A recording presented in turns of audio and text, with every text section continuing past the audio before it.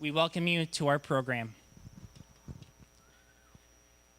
Every time I browse in the oversized aisles of Home Depot to find replacement light bulbs or to simply avoid the strong smell in the appliance area, the intercom blasts and posters come before me. Buy this paint with a special formula to block out the heat and make your home cooler. Check out our newest range of Energy Star appliances to save you money. This made me wonder, residential energy efficiency. Why is it important? Lower bills sound great. I'll take it, and everyone would. But from the state of California, we are seeing a major wave of legislative progression. Energy consumption for new construction homes must be net zero starting in 2020. Is buying a special paint or a smart light bulb all we can do? Can we take a step back and make more measurable improvements to our existing homes without breaking our wallet? What is the low-hanging fruit in residential energy efficiency?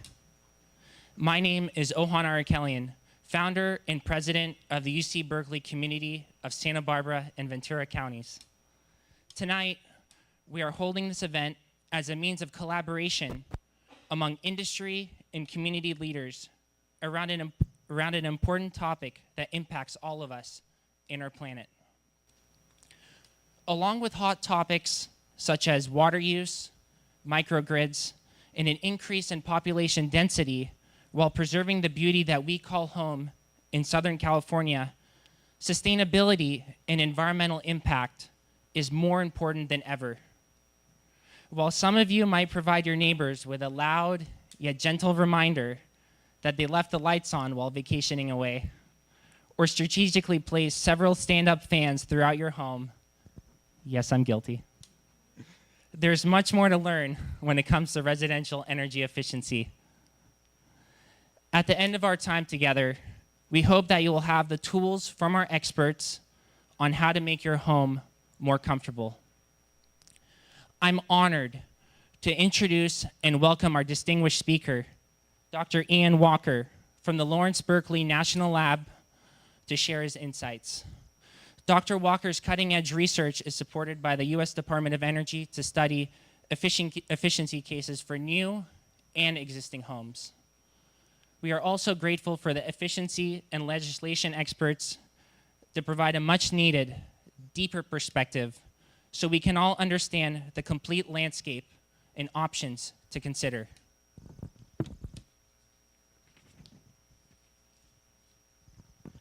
For the UC Berkeley community that is here tonight, we have come together to celebrate the 150th anniversary since the founding of our school, ranked as the #1 public university in the nation, in our local community's 6th year in promoting its welfare, with over 20 events and a 1,500 member network. If you're an alumni, parent, or affiliated with Cal, please stand up now and join me in our chant.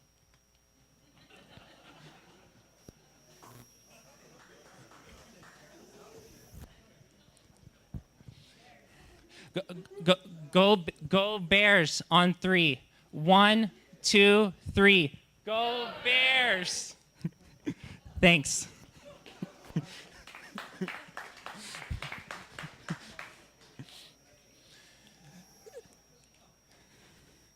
From rigorous academic curriculums, pulling all-nighters at Moffett Library, evening rallies at Sproul, football pre-games at the Greek Theater, or being lectured about the end of mankind from the homeless on Telegraph Avenue, we are here to share and apply what we have learned for the prosperity of the Santa Barbara and Ventura areas.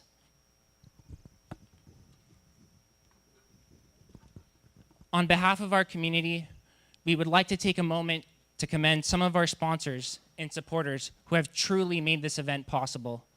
I would ask to please hold your applause until the end.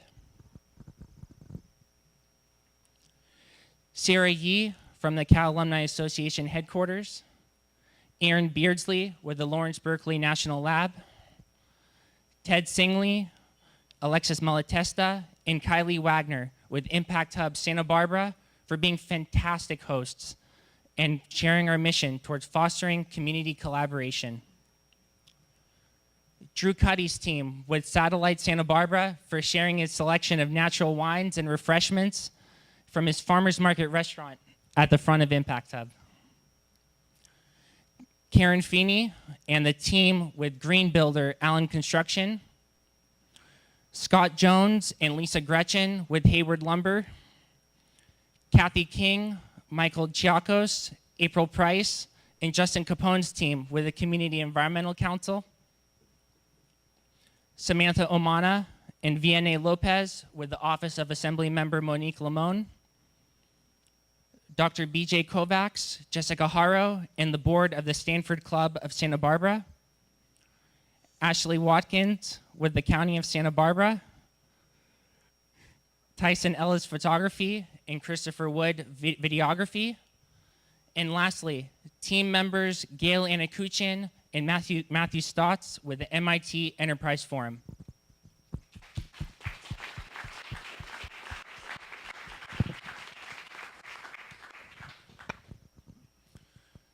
Tonight's program features a lecture from each expert. There will be a time for a few questions after Dr. Iain Walker's speech, and at the end, with a moderated Q&A panel, so please jot down your questions. I will now introduce our industry speaker, who will start off our symposium, and will introduce our main speaker. Scott Nyborg is currently the green resources expert at Allen Construction. His passion for sustainability has led him to the ongoing study of building science and the application of science to the creation of low energy, comfortable, and healthy homes. Before joining Allen Construction, he founded and managed a performance contracting company. Scott holds a Bachelor of Science in Computer Science and is a LEED accredited professional. Please join me in welcoming Scott Nyborg.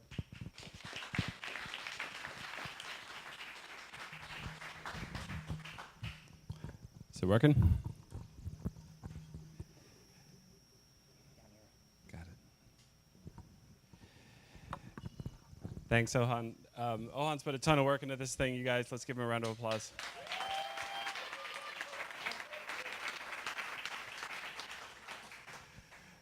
I'd like to thank all of you for coming tonight. This is a really important topic, and I appreciate you all putting some time into paying attention to it, talking about it, learning more about it. Ohan asked me to try to set the stage for the importance of energy efficiency in residential buildings in 10 minutes or less, so I'm going to try to do that. What's a little bit weird about talking about this issue is that we have to have it in the context of this unfortunate debate about are facts facts, is truth truth, and I think that often sort of overhangs and colors the conversation. So I want to sort of hit that on the nose and start there. This cartoon, many of you may have seen before, is it's actually several years old, and to me, it sort of puts that all in perspective.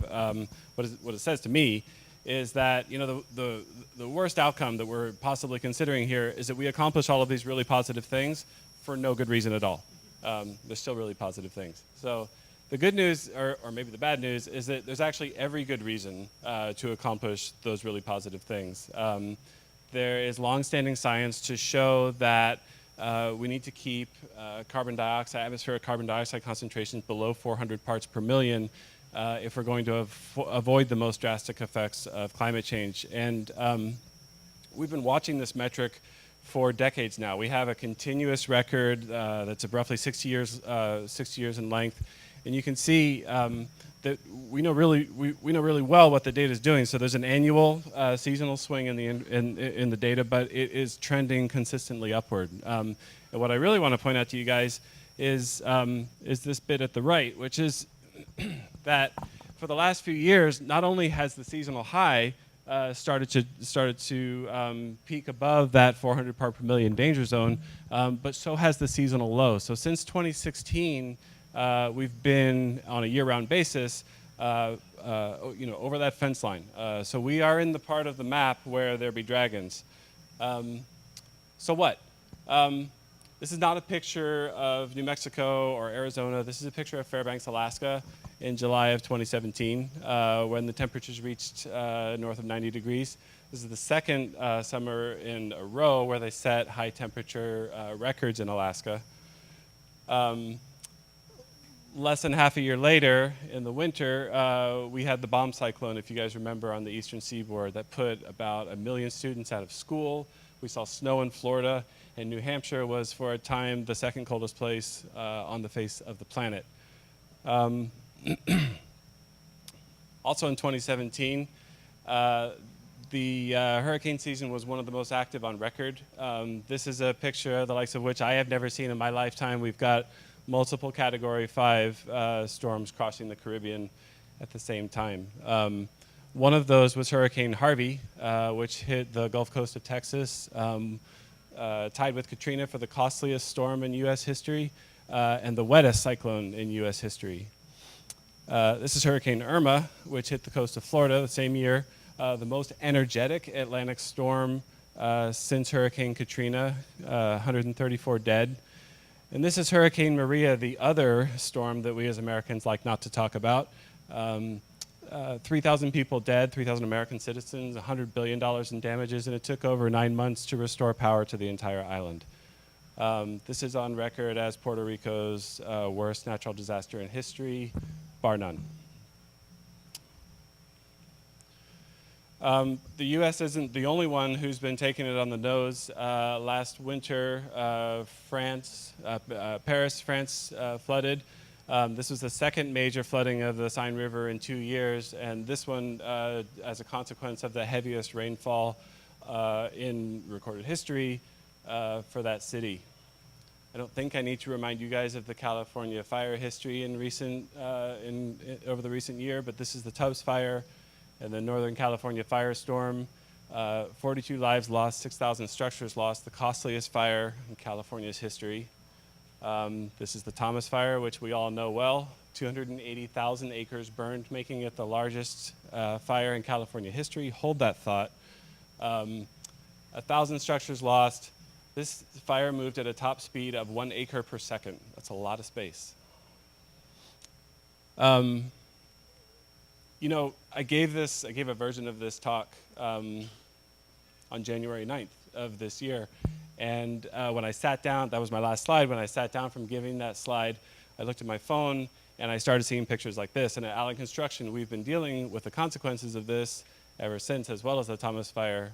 This, of course, is the Montecito mud flow. 21 of our community members dead, 2 still missing. I like to remind people that this is a record-setting debris flow that was caused by a record-setting rain event. We got ½ an inch of water in 5 minutes. That followed a record-setting fire that was caused by a record-setting drought. So if you don't need a more clear connection to climate than that, then I can't help you.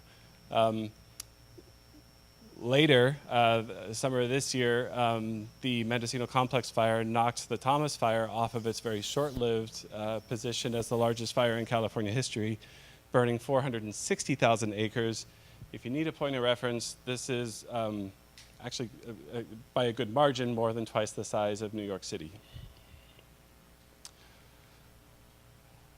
Basically, at the same time, the worst monsoon in 100 years hit India.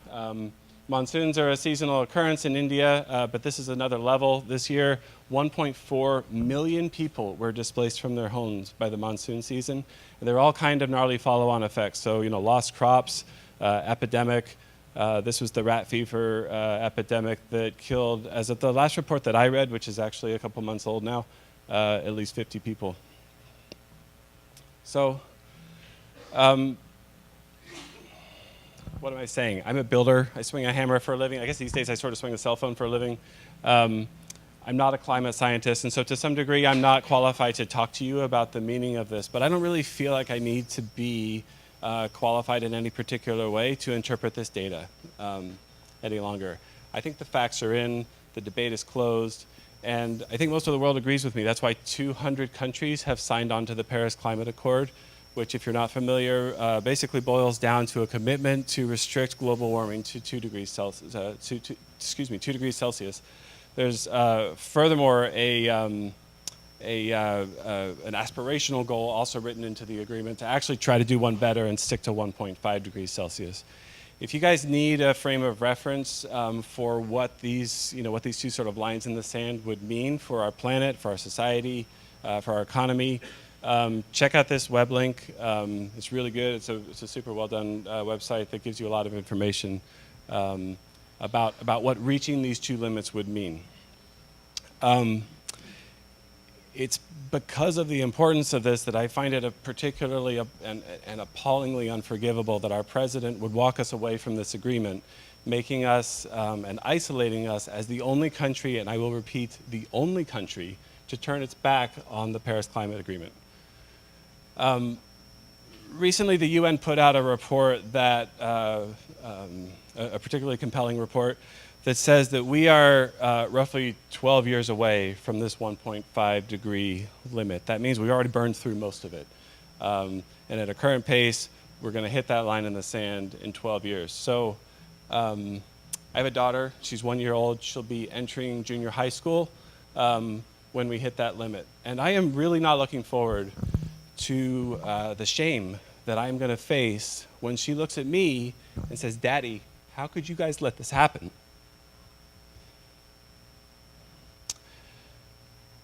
The reason I'm so appreciative of you guys being here tonight is because we don't have to let this happen.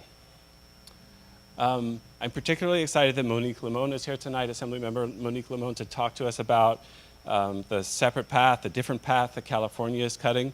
But even further, we don't need anybody's permission to take control of this problem and to punch it in the mouth. We have all of the decisions and all of the power in our grasp. The solution is in our decision and what to drive, and our decision and what to eat. And I'm calling myself out on this because that looks really good and I'm hungry. But yeah, that is part of the problem. The solution is in what we choose to consume and how we support or don't support industry. And the solution, a really big and important part of the solution, is our homes. Our homes use a really significant portion of the energy in this country, and they're an indispensable part of the set of solutions that we can bring to the table. So I'm going to say roughly 35 years ago, the field of building science started to emerge, and it has matured. And that is basically the study of how, let me say, the principles of physics interact with with the homes that we live in to determine whether they are energy efficient, but also basically to determine whether the indoor air is of high quality or poor quality, and whether they're comfortable to inhabit, and whether they last a long time, and any number of other things. So the performance of our buildings is very much linked to the way in which we either respect or don't respect the principles of physics that are at play in our buildings. What that science and what that study has taught us is that we haven't done much better than this in the way that we build homes in this country. And so there's tons of room for improvement because we have all basically been living in tents from a performance standpoint. And that's exciting. You know, the energy conservation regime of the 70s ultimately failed because it asked us to sacrifice comfort in the name of energy efficiency. The promise of building science and building performance is that we can have it all. And in this case, this is really true, right?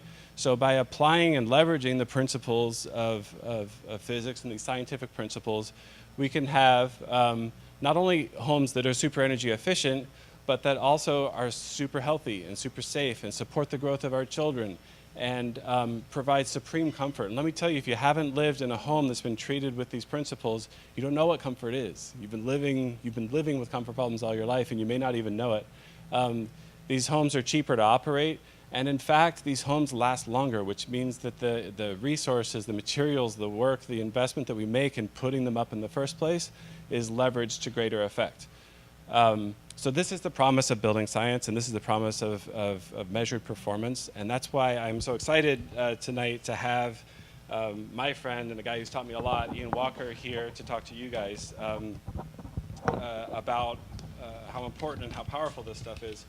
So as Ohan is saying, Dr. Iain Walker is a scientist at the Lawrence Berkeley National Laboratory, where he leads the residential buildings research group and indoor air quality research for the U.S. Department of Energy. He has more than 30 years of experience as a building scientist, working on such topics as ventilation technologies, indoor air quality, energy efficiency, and zero net energy homes. He's an ASHRAE Fellow. He's the executive editor of Home Energy Magazine, which, by the way, guys, when I was getting into this stuff was kind of like a textbook for me. I read every word without fail, and I still do. He also leads the national standard for home ventilation and contributes to many other air quality and energy-related codes and technical standards and technical committees as well for organizations including the California Energy Commission, ASHRAE, ResNet, AIVC, and IEA. So he knows a thing or two about what he's talking about. He's certainly taught me a lot. I know he has a lot to teach all of us, and I'm super excited that he's here. So please give him a big hand, and I'm going to hand over the mic to him.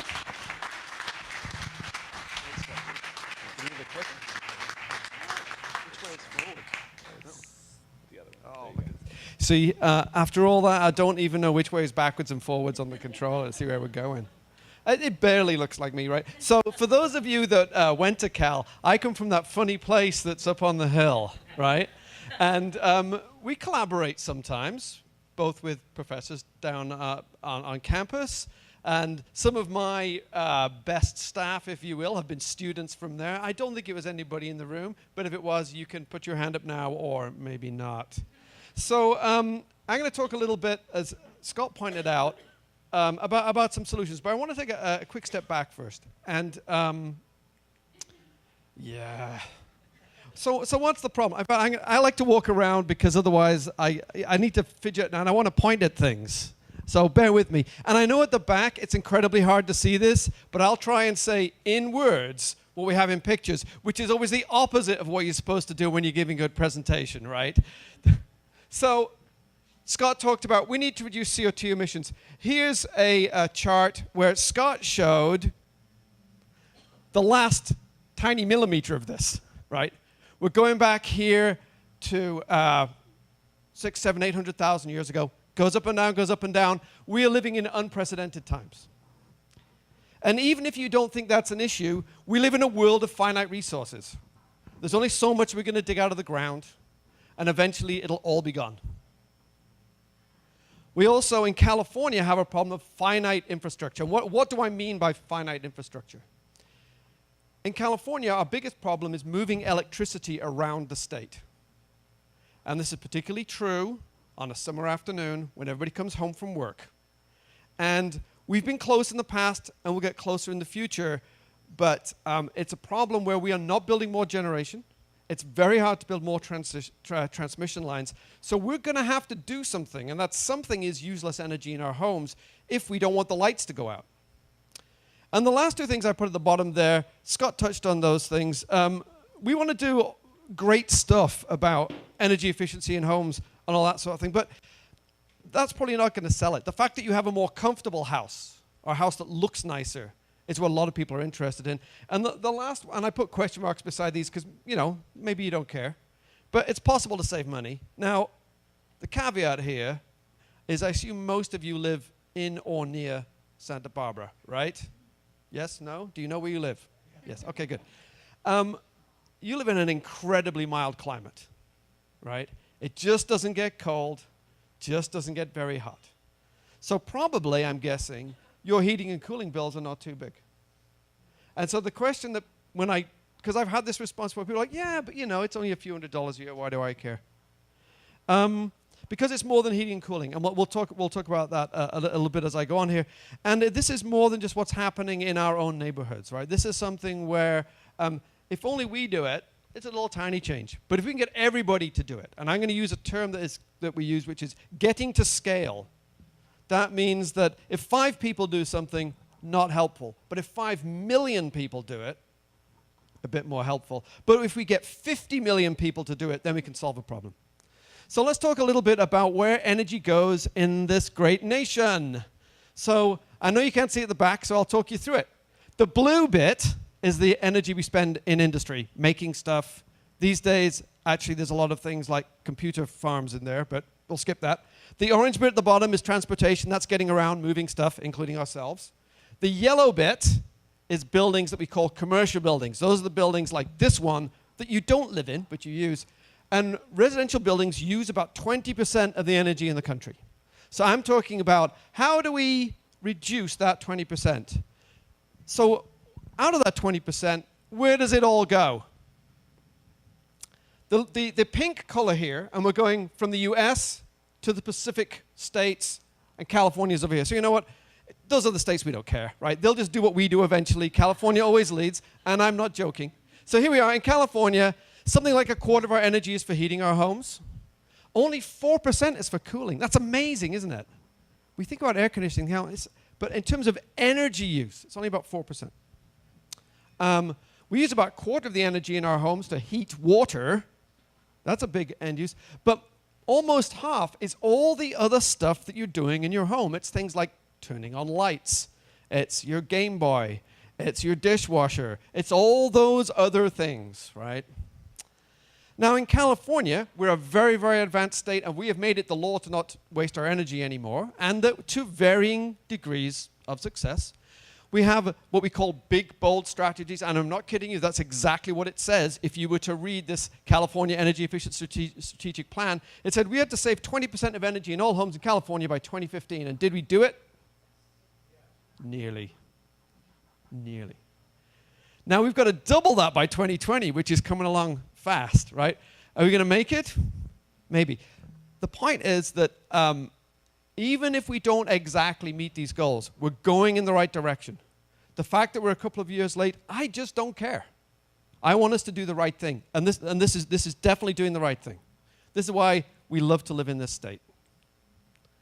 Scott already touched on this.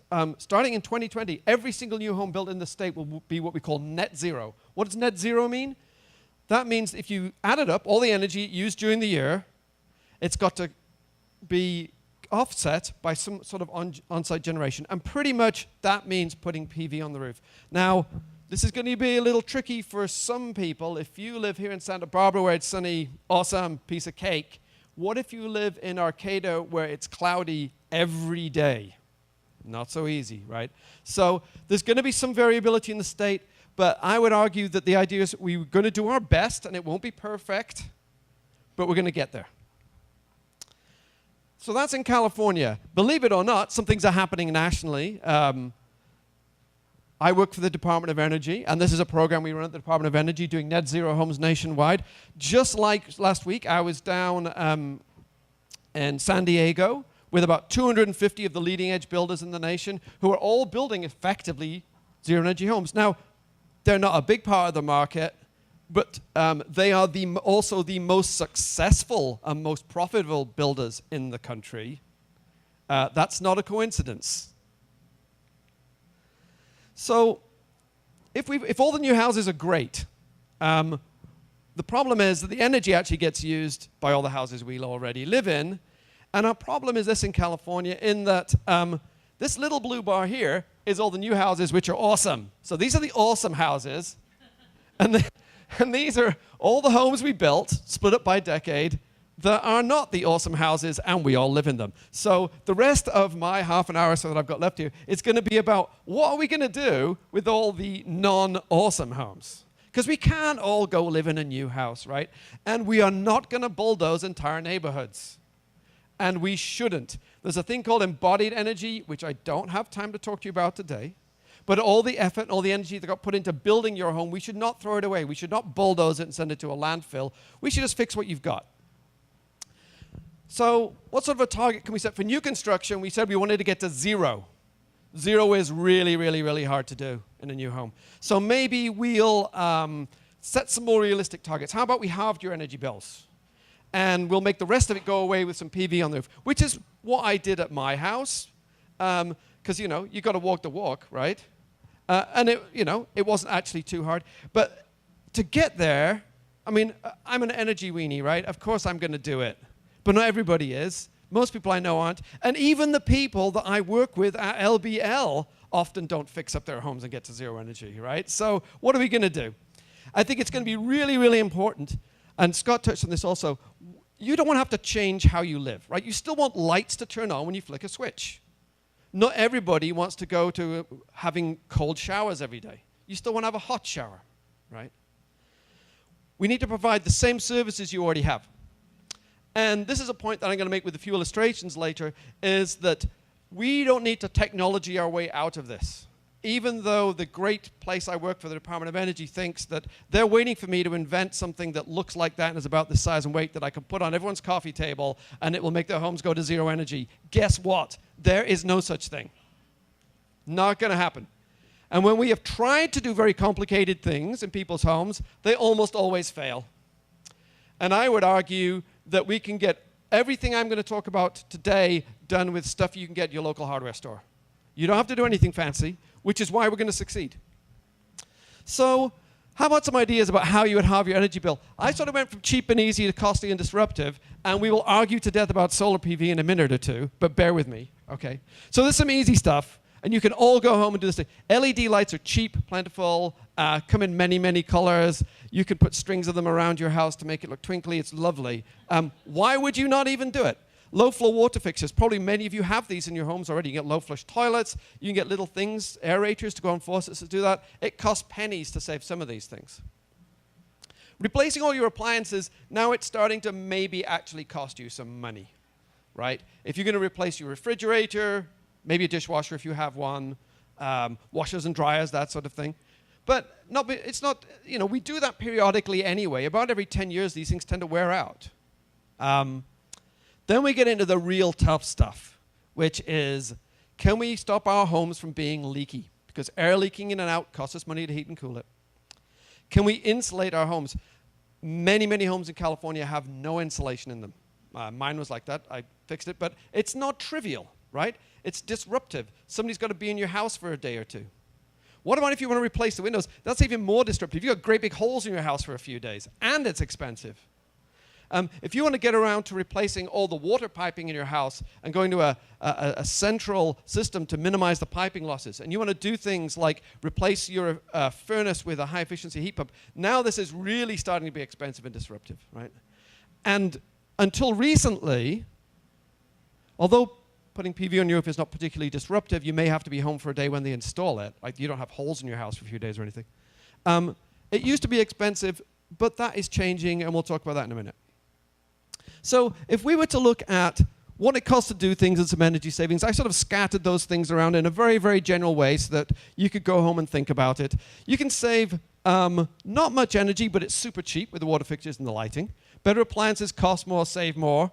Better heating and cooling costs more, saves more, and so on. Windows are out here because for the energy savings you get, they're pretty expensive. However, if you live in an old house like mine, eventually all those frames look nasty and they're starting to rot. So you're going to replace the windows anyway. Just put good ones in. And it turns out, because you're lucky and you live in the state of California, you can't even buy bad windows anymore. They don't exist. We effectively legislated them away. There are no bad windows for sale. Thank you, California.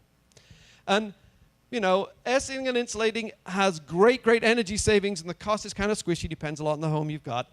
And up at the top there is there's something crazy happening with solar. I keep mentioning that, and honestly, we will talk about it. Why is retrofitting so hard, by the way, compared to new construction? And a lot of it is because, first of all, you've got to remove the existing problems in a home. That just takes time and effort. You can't pick where the window openings are. They're already there, right? So you can't optimize for how much sunshine you get. There's something called a loading order, where if you do one thing, it stops you from doing something else easily. And I actually did this at my house, so I'm beating myself up here, is that the big example we give is before you insulate your home, air seal it. Because once you've, say, piled lots of insulation in your attic, you'll never get at the attic floor to air seal it. Well, you can, right? Scott's nodding. It's possible, but no.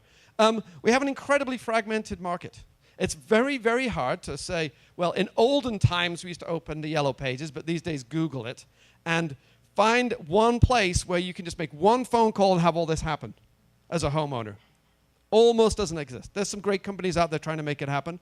And it's just overwhelming for most people to try and organize all of that stuff. We're all busy, right? We've got jobs, we've got kids, there's great stuff on TV these days. We don't have time for that, right?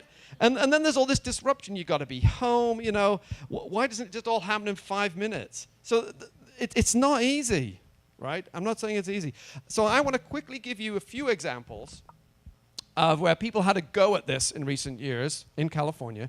This is part of a study we did. We had something like a dozen or so homes where they wanted what we call go deep. They wanted to shoot for that 50%, right? That was their target. And I'm going to tell you a little bit about what these people did, a little bit about what worked and what didn't. So here's a typical little craftsman bungalow in Berkeley. And they jacked it up. They put it under the floor in the middle. So it went from 2 occupants to 4 occupants. They doubled the effective floor area. And there's this thing called passive house. It's a European idea where you don't have any heating or cooling system at all. It just does it all passively. This was their target, right? And what happened, they didn't even put any solar on the roof in this home because they wanted it to be passive. So what happened? So they doubled the occupancy, made the house twice as big, and they still used 31% energy use, 31% less. So you might say they didn't get the 50%, but they have, a much more useful house. And is it beautiful? Absolutely, it's beautiful. And what sort of things did they do? They blew insulation in the walls to insulate it.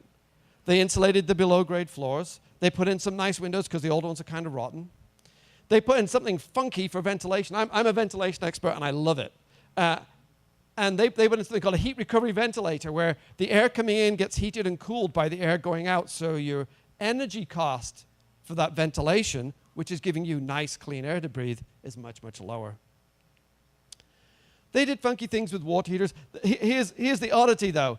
They put in the least efficient way of heating a home, which is an electric baseboard heater, because the city of Berkeley wouldn't allow them to complete this house without a heating system. Their target was to be passive and not heat. Our building codes sometimes stop us from doing good things. The code said, you must install some heat, and this is by far the cheapest way to do it. And the last thing is, this was a few years ago, and they went, yeah, 100% CFL for our lighting. We'll never do that again. It'll be 100% LED. Here's a different kind of house, and we had a little tour of the city here with Ohan, and he was pointing out to me the wonderful architecture that you have in the city, where your homes kind of look like this. They've got these nice barrel tile roofs, right? You've got that Adobe style. They threw all that away in this house, so it wasn't my decision, okay? Wasn't my decision. The point with this house was that to sort of make the pain a little less painful, you don't have to do everything at once. So what they did in this house was they basically did their retrofits in stages. So when they had the money and when they were ready, they did some different things. And here are the things that they worked on. And if you look at the energy use going from 2002 to 2011, this is sort of they added up their bills. And as they did things, the energy use went down and down and down and down through these incremental changes. The point being, if it is overwhelming for you, don't do it all at once. There are many paths to nirvana here. We don't have to pick one winning way of doing anything. Another issue in a lovely town like Santa Barbara is, what if you've got an old home and you can't change its appearance? This is a Tudor Revival style home in Palo Alto. They could not change the exterior appearance of this home. They also didn't want to change the interior, because I know it's hard to see at the back, but I'll try and paint a Michelangelo picture in words. They had beautiful gilt ceilings. I mean, you did not want to be drilling any holes in this to put insulation in, right? They had all these historic preservation issues. So can you do anything in a house like that? The answer is absolutely. They did something what we call a zonal remodel. Well, what they did was they took a part of the house. They took the kitchen, a living space, and the dining room, and a couple of bathrooms, and they super insulated those places. They super air sealed them and made those parts of the home the only parts of the home that they seriously heated and cooled. And they let the rest of the home float around, which you can do in Palo Alto and you can't do in Detroit, fair enough. But, it's a way to do it. If you really, really have to preserve the home, you can do things like this and really, really cut your energy use. And you can upgrade the bits that people don't see, things like attics and crawl spaces. You can super insulate them. You can air seal them. And also, by the way, if this is your crawl space and somebody comes from the cable company or the phone company, they love you, because normally this is moldy mud full of bugs. And they see this and like, hey, you're my best friend. Another thing they did was they did not replace the windows because they needed to keep the window frames. So they had these sort of little window inserts that go in from the inside that held in place with some little magnets, and they put them up in the winter. They took them down in the summer. Some of you may have heard of this approach. It's called a storm window. It was popular 100 years ago. And you know what? It still works. We can keep doing that. what if you start out with what I would call a good home? This is a home from Sacramento. It was in the SMUD, quote-unquote, Advantage program, which meant it was at the time it was built, back in 1998, it had extra energy-efficient features above and beyond code already. But it turned out these folks saved about 55% in their home by doing a few simple things. There was poor construction quality in this home. They fixed up the insulation. They air sealed the home. They had horribly leaky ducts, and leaky ducts are something I've been working on for 20 years. We've almost got rid of them. You're not allowed it anymore in California, but in olden times, absolutely. They fixed the lighting, and they did some interior shading to cut down the sun in the summertime, and they more than halved their energy bills, even in a home that started out as an above-code home. So I now want to talk about a few little details. Do we need to super insulate our homes? The passive house people in Europe, this is their dealio, right? You have these very, very complicated constructions, multiple layers. There are funky things like rubber boots around every penetration, and these things are super airtight. I mean, they are awesome. Problem is, they're complex and expensive, and it's awful, but our weather's too nice. This is expensive, and you just will never, ever get your money back. Even though if you want to do it, but don't do it because you think you're going to save energy. And in terms of, getting back to this issue of mass market, we're never going to do that in 50 million homes. Another thing is that this was a house where they basically completely stripped the interior. This is quite disruptive to your life, by the way, this approach, right? And they put spray foam everywhere. Spray foam, it air seals and insulates at the same time. It's an efficient insulator, but the problem is there's a whole bunch of issues that people have. And I won't debate with you right now about the actual pros and cons of the chemicals in these products, but like it or not, people are like, that's off-gassing horrible stuff I don't want my children to breathe, so don't put that in my home. That's an issue. So there's more practical things. These are sort of the insulation things that you can get at your local hardware store or your local contractors can do for you, whether it's blowing in place insulation, or if you're putting up a new siding on the home, you can put some insulation behind it. That's what these insulation boards are. In other words, there are current practices that are relatively practical. Your local contractors know how to do it, and they're pretty successful. Sometimes things don't work. And this is a few examples of the complex stuff. It's very difficult. But this crazy thing here, this is a giant pipe that went up to the roof of the house, and they had put ducts up on the roof below the solar electric panels and the solar hot water panels, and they had this system where a natural convection was going to have air go through these pipes and heat the home, and it didn't work. No. These other systems are examples of very, very complex heat pumps that were reverse cycle chillers like you get in a large-scale commercial building where somebody has paid a huge amount of money to design it. We don't have those people for residential. There are people on site to manage it. Does anybody have an energy manager in their home? No? Okay. And it just never worked. And after 2 years, they took it out. And it cost them a fortune. And it's completely unnecessary. I argue we don't need these complicated things. And the question I always get asked is, yeah, great, but isn't this like horribly expensive? Isn't it going to bankrupt me, basically, if I do all these things to my home? So this is actually a summary of something like 100 homes from all over the country. And they cost $40,000 plus or minus $30,000. So lots of variability, right? Depends on what you do.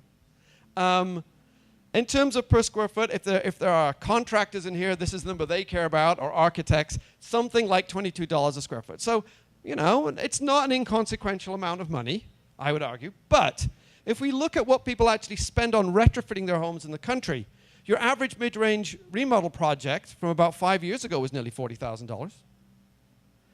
And if you look at about a top 500,000 remodeling projects in the country, which is quite a lot, right? 500,000. It's not insubstantial. They're up at $100,000, right? So it's sort of like what people are doing. And if we think about other parts of value, and I'm glad Scott touched on this too, it's more than just saving money on your bills, right? You've got to think about improved indoor air quality and comfort. And when you air sealing a home, you keep the outside noise out. So you live near a busy street, that can be really important. We've just recently learned that if you air seal your building so it's tight, we keep out outdoor contaminants too. And a quick aside here. So this isn't energy, this is air quality. The number one health issue in homes is particles. and they mostly come from outside, and they mostly come from combustion. And I'm not talking about wildfires, although they are an issue. I'm talking about we drive vehicles that burn stuff, and they put lots of particles in the air. It's the #1 health concern in homes. If you air tighten your home, you made your house into a filter. And what happens is it filters out a lot of those little teeny tiny particles that we worry about from a health perspective. So air sealing isn't just saving you money. It's giving you a quieter, healthier home. And then there's issues about, now we've got maybe a more durable building, reduced maintenance. Some people think about carbon emissions. This is what Scott was talking about, more than they think about money. Maybe we can think about both. I don't think it's an either or. And people always say, yeah, so there's no money. So in 2017, we spent about $150 billion remodeling our homes. And that's if we include what we call non-discretionary maintenance. Like if your furnace dies and you have to replace it because it's the middle of winter. We didn't count that at 150 billion. If we include the stuff that broke and we fixed it, we're now at 360 billion. So I would argue, you know what? We're already spending the money. We're just spending it on other things. And it just becomes an issue of prioritizing what we're doing. And here is a list that you cannot read, and that's okay. All you need to know is there's a lot of entries here, right? So this is from Remodeling Magazine. This is their summary of remodels from last year, the top remodels in the country. Energy remodeling is not even on the list. Doesn't make it. But where there's a will, there's a way. I think we're already spending the money. We just need to think about it a little more. So I want to now sort of switch gears a little bit and talk about some of the people and organizations that are trying to make this a bigger issue in the world. And there's a thing called the 1,000 Home Challenge, where they basically, this is this idea that if we have competition, it encourages people to get excited and get involved, right? This is a common way of thinking about things. So this is a challenge. We want to find 1,000 homes in the country that save 75% of their energy bills. And if you live in one of those homes, you can contact these people, upload your results. If you're interested, you can go to the website, look at what other people are doing. And it's a great way to sort of share some of the success stories, if you will, from other people who are doing this. Another thing I want to talk about is I've shown people's houses, but we're building more and more multifamily homes in California. And in some ways, multifamily homes are actually easier to retrofit. They're often very simple shapes. They're often owned by people who are not the occupants. You can just come in and say, I'm fixing the house. Or in this case, fixing the building. And these are just some sort of examples of some very, very recent work that's been done on multifamily retrofits. These are little before and after pictures with infrared cameras. Red is hot, blue is cold. In the winter, you can see that the after picture has a lot less heat loss. And these are projects where they went into multifamily buildings. They replaced the appliances because they're on a schedule to do that anyway. They replace the lighting because they're on a schedule to do that anyway. They replace the windows. You know where I'm going with this. Because they're on a schedule, right? On and on. Multifamily is a great place for the country to start. And internationally, this is where there's a lot of stuff going on.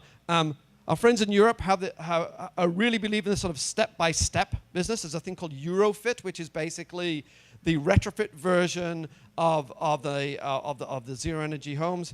And they have all these publications that you can go away and read. There's lots of good information on how to do this with passive house components. They talk about staged retrofits. They talk about things like locking in savings. What's a locked-in saving? Well, if I just replace a light bulb, eventually I have to replace it again. So it might not be there forever. Same with an appliance. But if I insulate, insulation is pretty much forever unless something really, really drastic happens in your home. Those are what we call locked-in savings, something you only have to do once, and we get 100 years of savings from it. It'll outlast me, you, everybody in the room. And these are just some more examples. We don't do a lot of this in California, but in the eastern states we do, and certainly in Europe. We call this row housing, where they did, again, we have the before and after. It's glowing bright red because it's leaking lots of heat. Afterwards, it doesn't. Before, it looks dull. Now it looks lovely. And they have huge energy savings in these projects, 87% in this case. What about people who are renting and they're low income? Because we don't, if this is going to be expensive and for rich people only, we'll never get to the mass market. And who will care? Right? Rich people are always doing crazy stuff in their homes. So what if they're saving energy? A rich person saving $500 on their energy bill, I barely care. But if it's somebody who's working 2 jobs already and they can barely pay that energy bill, I'm going to care a lot more. So I think these low-income ideas are very, very important. And in the EU, there's a huge push to fix up all the low-income multifamily buildings they've got. And the reason why they're doing is that people who are low-income, they're often being assisted in paying their energy bills.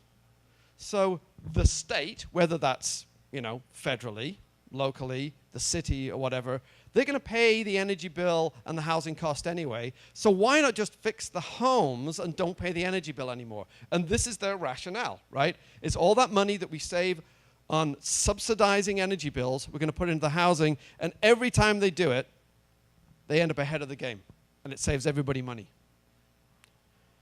But for that to work, you need a long-term view.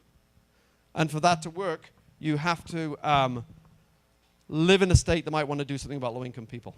But that's a political question which I'm not going to get into right now. I want to move on. So they've had some interesting marketing ideas. On the left, you can see a car from the 70s and a home from the 70s. On the right, you see a car from 2015 and a home from 2015. And they're selling the idea that this is shiny and new. And this is now getting into marketing, right? People love shiny new things. Why not? What about you just put massive amounts of solar on the roof? Well, sure, solar's getting cheap, so we could do that. What about if you paint it nice, bright colors? Now, this is not everybody's cup of tea, but you sort of get the idea. They're trying to get away from this idea that low-income housing has to look nasty and shabby and gray and awful and make it look nice. So this isn't just saving energy, right? This is saving energy. Having said all that, what might all you want to do? If there's a website, hes.lbl.gov. You could probably guess I'm loosely associated with that. Anything that says lbl.gov is probably LBL, right? We have a thing called the Home Energy Saver, and you should all go and have a go at this. You can put in information about your house. It'll give you advice on what you might want to do to save some energy. It runs a little calculation that says how much energy you'll save if you do different things. This has been developed over the last decade or so at LBL. This is sort of a handy consumer thing. It's not perfect, and if you're going to spend money on your home, please hire yourself an expert contractor to figure out what to do. But at least there are these places you can get some good guidance on what to do. And I don't know if we'd have time to get to the cost of solar, but we did. Do we still have time, Ohan? 5 minutes. 5 minutes to talk about solar. I need a drink of water. So, pardon me. Solar is changing everything, right? All the things I've talked about are all things we should do, but we're going to do them for things like comfort and health reasons.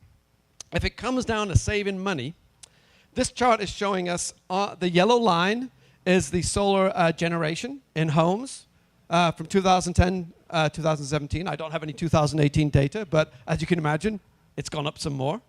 We're starting to generate quite a lot of electricity from our homes. The black line is the cost of installation per watt. What does that mean? I did some rough calculations. By the time you've included the federal and state tax rebates, so long as they're around, you can install a system on your home for about $10,000, and 5 kilowatts in most people's homes is going to zero out their electricity bill. I put a 2 kilowatt system on my house and zeroed it out, but that's because I'm stingy, and I turn out the lights when I leave the room, and many, many other lifestyle choices I have made that you don't have to make because you can do this. And this is only going to get cheaper. So if it's getting cheaper, why would I go to the expense of doing all the other things? And you know what? That's a very, very fair argument, right? Maybe we just need all to put solar on our roofs, and we'll solar our way to the happy life. The problem is, what if you don't have a house that faces in the right direction? Or what if you've got big trees in your backyard that shade your roof? You are not going to get all that solar generation that you want. The utilities in the state will not like you if you put PV on the roof. There's a huge, huge debate going on between the utilities and the Public Utilities Commission in California, which would take hours to discuss if we wanted to. But I live in Alameda. We have our own little muni, and I can tell you what's going on there because I go to the meetings. Right now, we usually pay like a fixed charge per month and then something for the electricity that you use. That fixed charge, I'm almost certain it's been going up in Santa Barbara because it has in Alameda. It's gone from $5 to about $20 in the last 5 years, and it's only going to go up. And a bigger and bigger part of your bill is going to be, they're going to charge you so many dollars, even if you use no electricity. People like me who don't use any. We're still going to pay that. Now, you know what? That's fair enough. I'm paying to be connected so I can use electricity when I want. I'm effectively paying for the battery. You know, the grid is my battery. I'm happy to pay it, but it's going to get higher and higher, and it undoes the economics of solar because the kilowatts are getting cheaper. The other thing that's going to be problematic is they want to make residential bills look like the bills you get in a big building like this, where they charge you for your peak demand. The peak demand is the most electricity that you drew during the month. So if you're trying to electrify your life with an electric car, and you throw away your gas furnace and put an electric heat pump, you now have a massive, massive charge for that fixed charge. And that's where the utilities want to go for a host of reasons. That's going to be an interesting debate in the state. I can't tell you where it's going to end up. Probably have to do something with on-site storage. You've probably all heard stories about batteries. They're definitely coming, and they're definitely getting cheaper. And the last thing I want to talk about here is the infamous duck curve. Before I show it, who's heard of it? Oh, look, you are such a well-informed audience. So you know it looks something like this, right? For those of you that don't know what this is, from left to right, we're looking at generation during the day. And what happens is when we get a lot of solar power, we have this problem where we might be actually over-generating. In other words, we're making so much solar that it's more than we can turn off from the other plants, and then we have a problem. Not only that, but as the sun sets is when everybody comes home, turns on the air conditioner and lights and things, and we have this gigantic ramp. So this is what the utilities are deathly afraid of. So if I superimpose very vaguely there, this is when sunshine is happening. You can see why it's connected to the sunshine. What are we going to do? How are we going to survive this?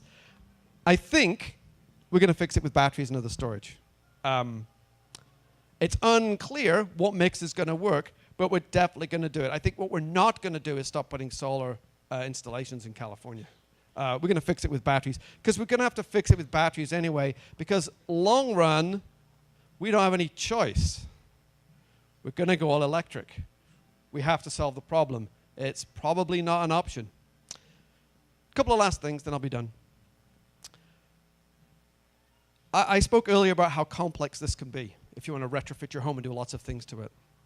And there's issues of financing, like not everybody has $40,000 in their bank account to write a check. Some of us do, some of us don't. How can we fix that? Just 2 weeks ago, a group from the climate mission from the Netherlands came to me and said, we're solving this in the Netherlands and we want to do it in California too. And I've just started talking with them about what they're doing the top to bottom.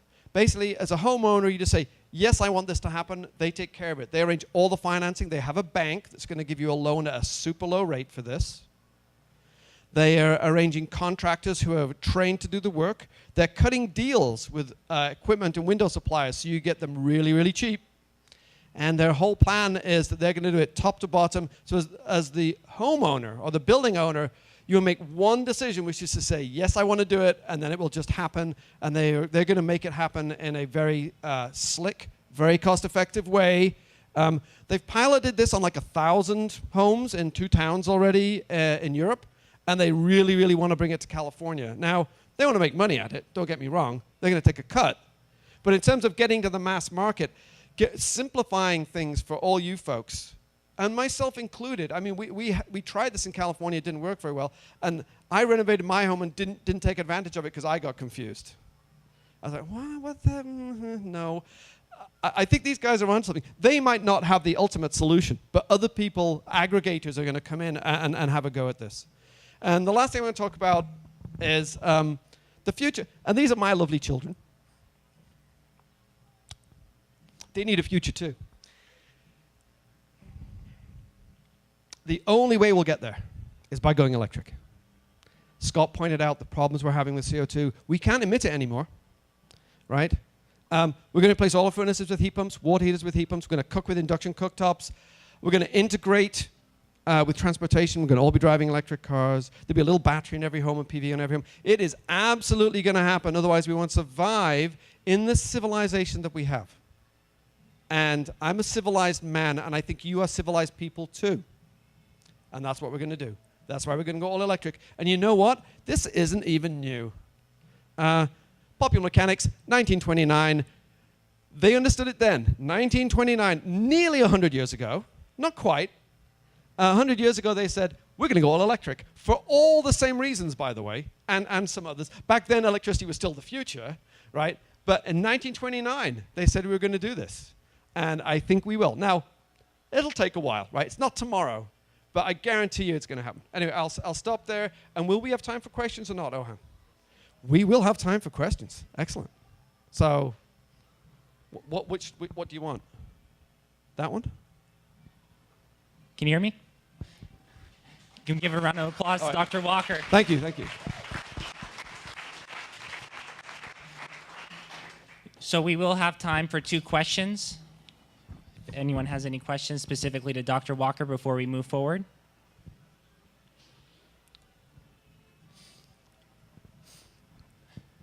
So if you can please stand and say your name. David Madajan. So my question is about the multi-family homes. So Yes. as a homeowner, it's a slam dunk. When I bought my house 20 years ago, I upgraded the energy efficiency, but multi-family homes are usually owned by landlords, and the tenants pay the utility bill. So the landlord is under no incentive to retrofit the home because it benefits. Correct. Right. So how do we untie that knot, right? How does that happen? There are many legislative ways to do it that have been tried and failed for a host of reasons. For example, whenever a building is bought or sold, you can require energy upgrades. That is fought tooth and nail by the large property owners in the state. As you can imagine, they lobbied hard and they paid the right people to get the right decision for them. I don't know how to undo that. I'm not a politician, right? I cannot, but I think that's a political question, not a technical one, which is how do we connect the dots for so that people who don't own their homes can still have a good life, and that we as a state, and by a state I don't mean just the state of California, I mean all of us as a community, how do we deal with this? Eventually there will be enough community pressure, I believe we'll have to change things, and maybe we'll require legislation like I just suggested. Or maybe there will be enough incentive programs from utilities that for building owners, it'll be a no-brainer to do it. I'm sorry I don't have a better answer than that, but you're right, it is a problem. And the places where it will happen is where if the city owns the property, right, then obviously they can make these decisions, like the European examples I gave. But for private property ownership, they're an immensely strong lobby in the state. And we'll see. I'm afraid I can't give you a better answer than that. There's one question in the back there. One more? And I'll hang around for a bit after if you want to ask some more questions. Is that okay, Ohan? Yeah? Okay. My name's Matt, and I'm one of the owners of Southland Heating and Air Conditioning. We do a lot of these upgrades in many of these homes. And it seems to me like what's happening is the public's being told, solar is the way to go. But if people were addressing and going to more efficient units before they buy these solar panels and buy probably way too many panels for their 30-year-old systems, then once the things break, they're producing way too much power. But how do we as contractors and home performance people, relay this message or get it out to them? Okay. You're right, and PV is a very shiny thing, right? Everybody feels really good when they have PV on their roof. And you're right, as an HVAC contractor, I don't mean mundane in a pejorative sense, but I mean, if you're trying to sell it, you're like, yeah, but you're going to have ducts that don't leak, and I'm going to put a great heat pump or a great furnace in for you that's super efficient, and it's a much harder sell, right? You can't see it, right? It's away in a closet or up in the attic or something, but it's very important. And I think the challenge there is how do you, maybe you don't sell it just on its energy points. I'm sure you already know this. You're a smart guy. You know how to sell these things, right? And it's a challenge. So you need to talk to people about comfort and home durability. And putting the PV on the roof doesn't make your house comfortable. And when you're in the HVAC business, you're selling comfort, right? You're telling people all the rooms are going to be heated and cooled, right? All the rooms are going to have fresh air in them. It's going to be a great home to raise your children.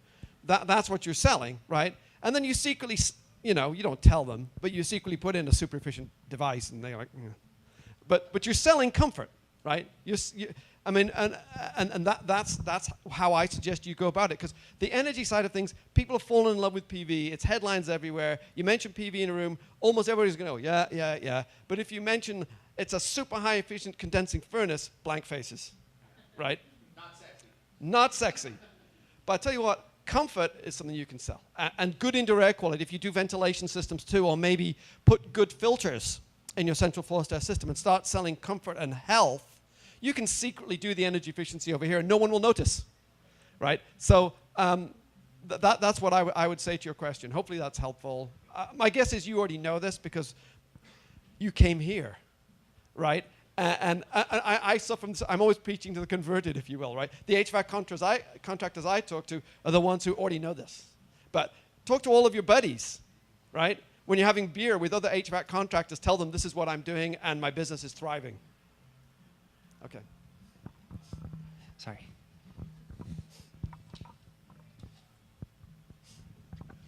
Thank you, Dr. Walker.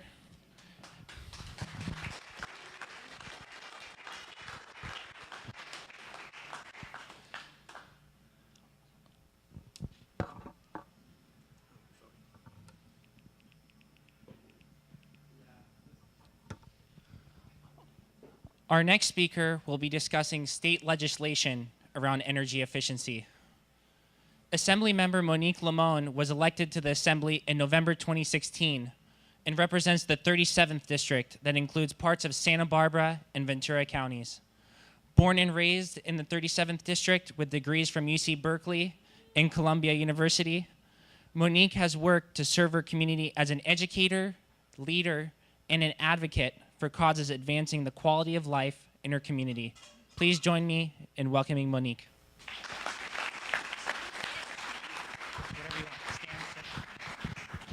Good evening, everyone. Happy to be here.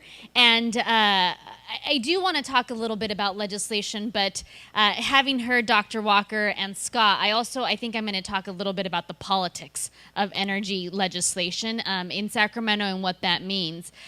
First and foremost, it's great to be here. Thank you, Ahan, for organizing this conversation, and it's very timely. We've spent, over the last 2 years, a lot of time in Sacramento talking about energy for a number of reasons. One, because we've set some incredible goals for the state of California. Two, because the politics in the country are a little bit different, to say the least, between the politics and the state. And we've made those goals, we've kind of doubled down on some of the climate change goals that we have. But also third, the natural disasters that we have gone through have also required us to think about energy in our state in a very different way. What I have generally found over the last 2 years in the state legislature is that most of us in the legislature can agree on the goals, even agree on some basic goals around energy. We know that I would say that people on both sides of the aisle generally believe that climate change is real. And want to do something about conserving energy, want to do something about reducing greenhouse gas emissions, and also are very aware of what dramatic and drastic climate change impacts are related to wildfires, flooding in the area. Where we tend to sometimes disagree is how we get to that goal and the timeline of getting to that goal. And certainly we saw this year the conversation around SB 100, a bill that I know a lot of people were following here in this district because we got hundreds of you to all write in and call our office about this particular bill. But there's a reason it took 2 years to make this bill move forward. And it had to do with what it was going to mean for everyday Californians. When this bill was debated, both in committee and on the assembly floor, we heard a number of concerns, and the concerns were about the ratepayers and what the ratepayers would have to pay in order to achieve these goals.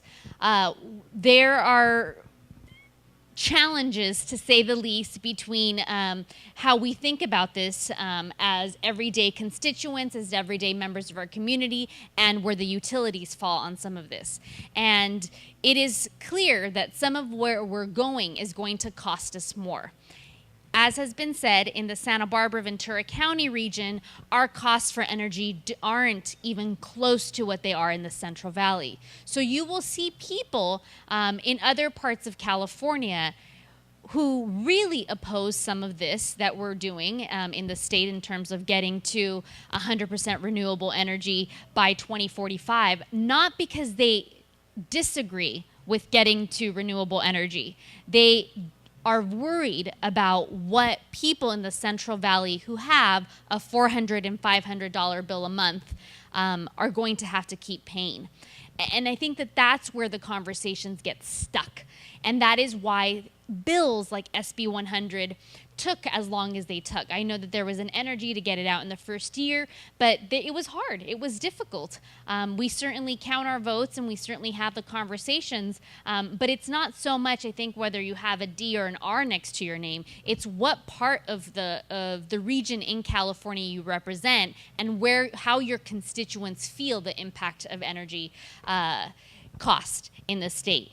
And so I think we were able to move it forward. We have set these goals for ourselves. We believe, generally believe, I think in the state there's been bipartisan support for this legislation, that it is our responsibility to move the state forward.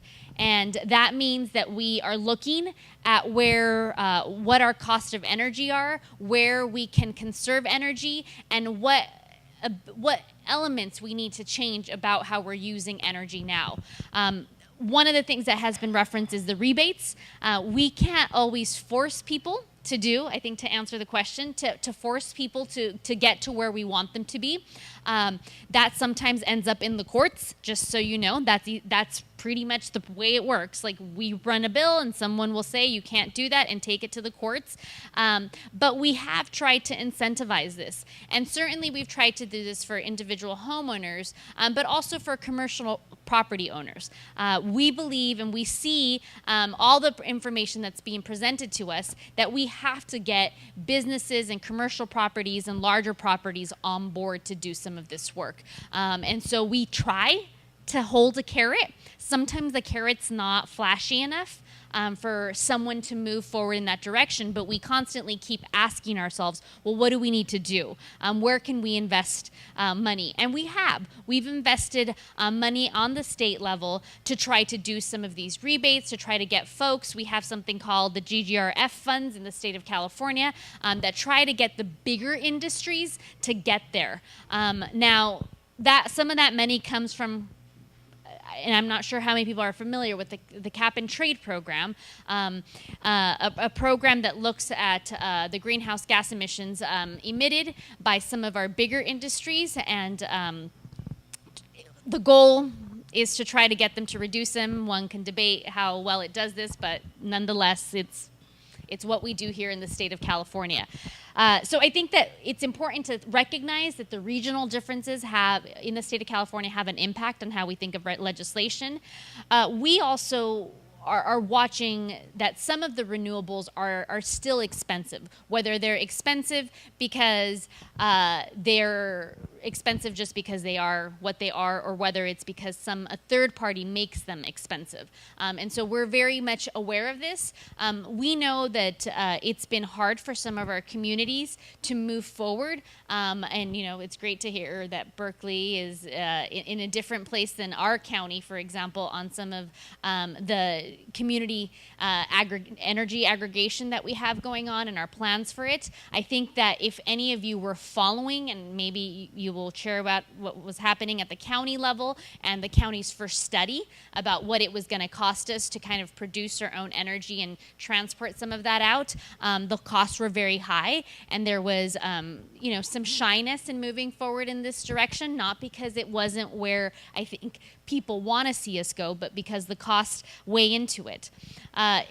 Last year, we also had, I think, an example of where our community is standing up to say we want to move to more renewable energy options. And we saw that happen around the peaker plant in Oxnard. So the Puente power plant, that was really big. The community stepping up and saying, we don't want a natural gas plant. We want to have more renewable options. And what we found in the process, in this long process of trying to identify how to give Ventura County the energy that they need, was that while we want to do energy storage, the prices are coming down, but they are still not the same as the alternatives. And that's something we're watching. We believe that with time, we will get to a place where energy storage will be more readily available and more economic for communities to think about it. But as you know, you're hearing the numbers here, and I think that that's something that's a challenge to us.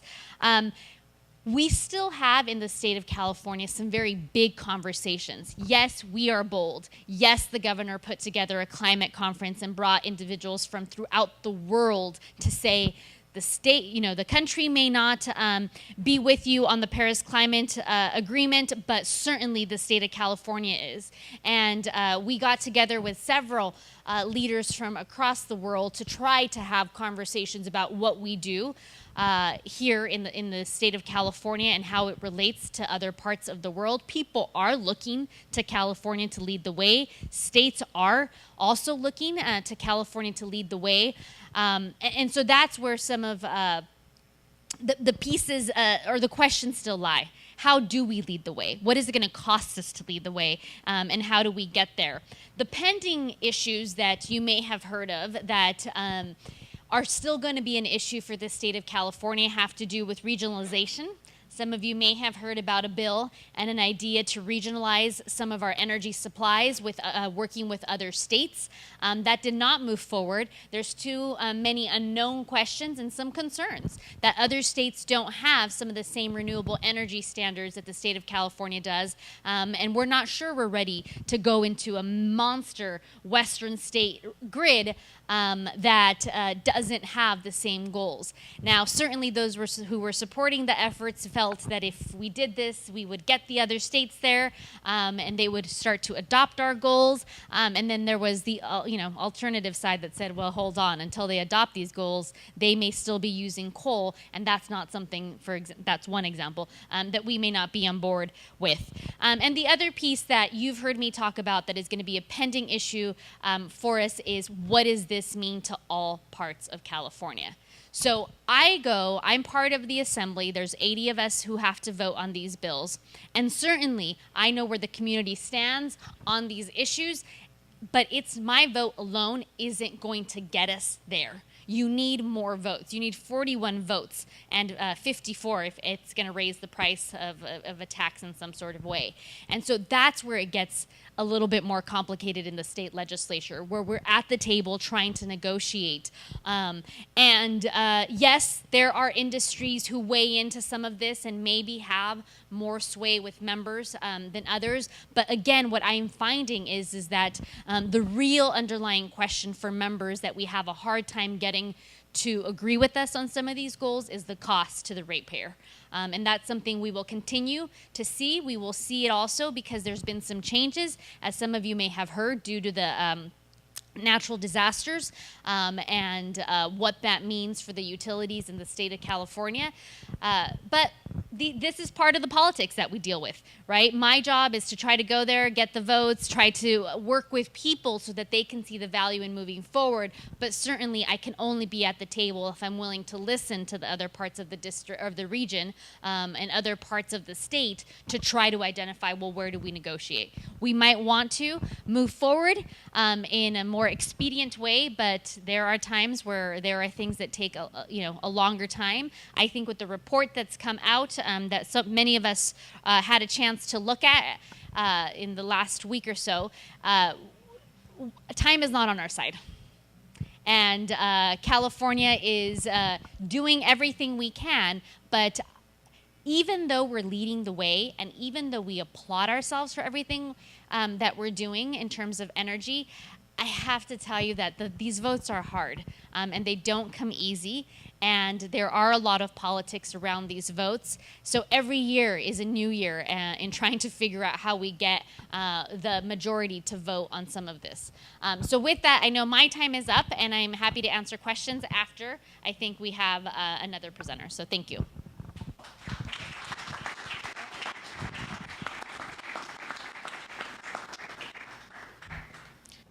Thank you, Monique.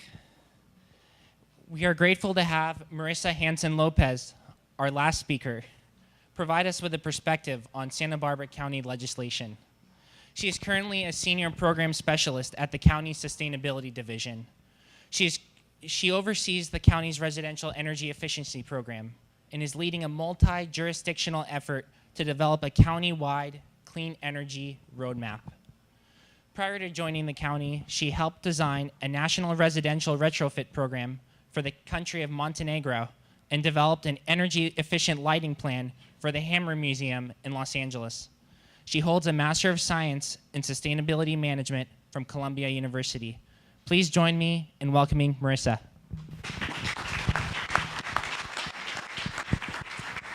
Good evening, everyone, and thank you, Ohan, for organizing such a great event tonight. I'm happy to be here. My name is Marissa. I work at the county in the Sustainability Division.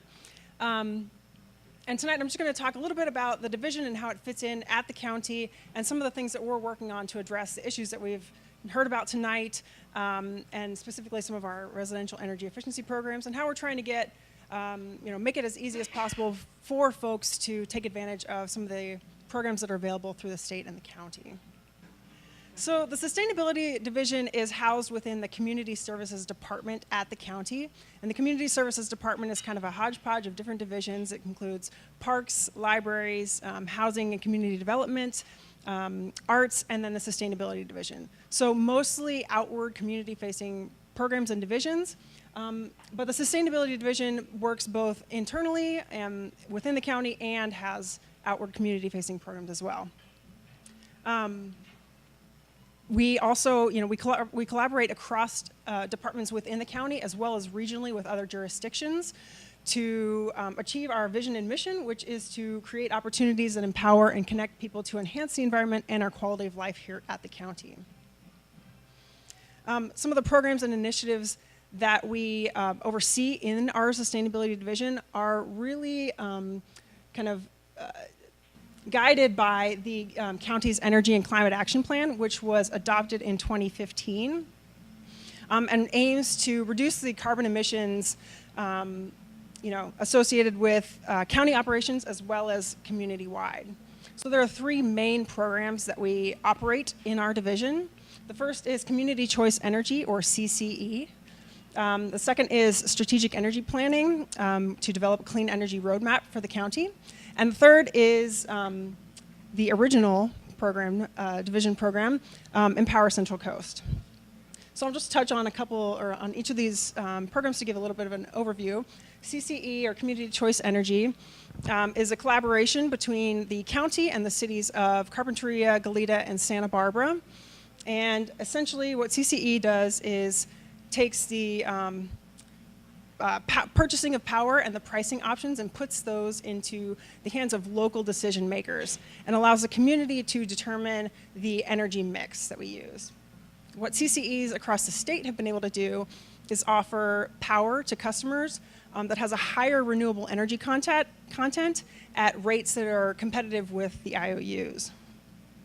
One of the benefits of CCE, and there are many, is that since it runs as a local nonprofit, any revenues that are, that come in as a part of the CCE program can be reinvested into the community in the form of local clean energy projects and incentive programs to spur economic development locally. There's been a little bit of legislation that's making the success of new CCE programs unsure. So we're working right now to kind of determine whether or not our CCE program here in the county is still feasible, and we'll kind of be working towards that over the next few months and have some better answers then. With regards to strategic energy planning and developing a clean energy roadmap, this is also a multi-jurisdictional effort. we are collaborating with the cities of Goleta and Carpinteria to develop this clean energy roadmap, which will identify the most cost-effective opportunities for clean energy development in the county. It'll also lay out the economics of those opportunities and strategies to facilitate development of those projects. So it's pretty exciting. We just launched that, and we're expecting the project to take about 9 months, and we'll have the final energy roadmap to present in about mid-2019. And then finally, the Empower program. This was the genesis of the development of the Sustainability Division at the department, and this is our residential energy efficiency program. So just a bit about the Empower program.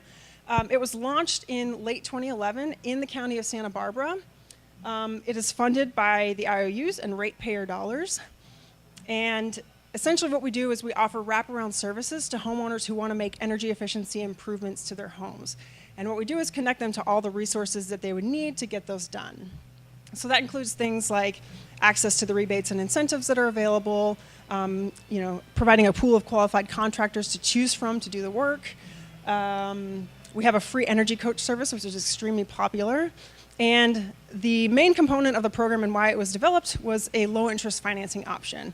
When Empower was designed, there were no really affordable financing options for home energy efficiency types of projects in the market. So what we aimed to do was make that an option and make it affordable and easy to access for homeowners who want to do this type of work.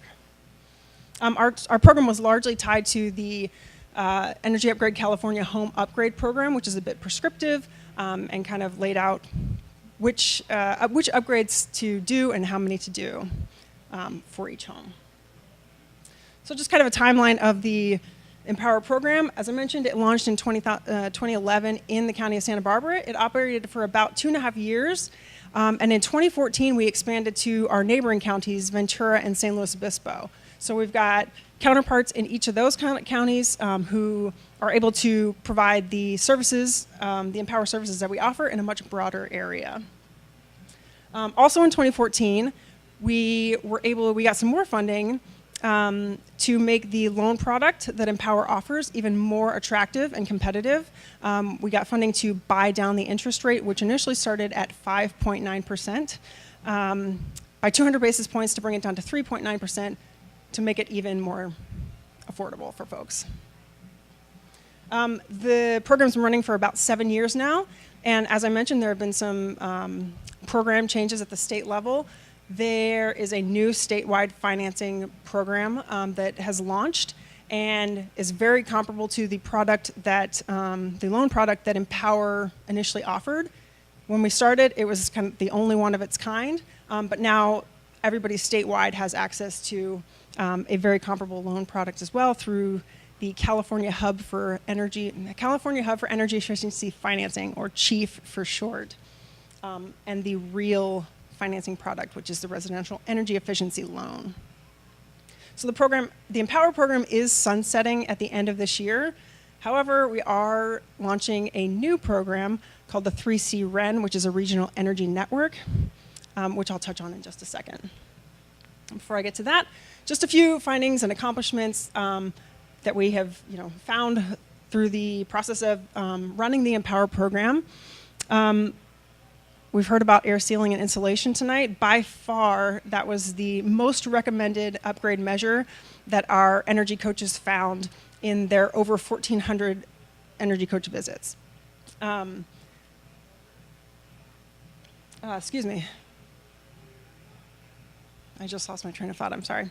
But in our, 71% of the folks who received an energy coach site visit said that because of that visit, they were more likely to do energy efficiency upgrades to their home.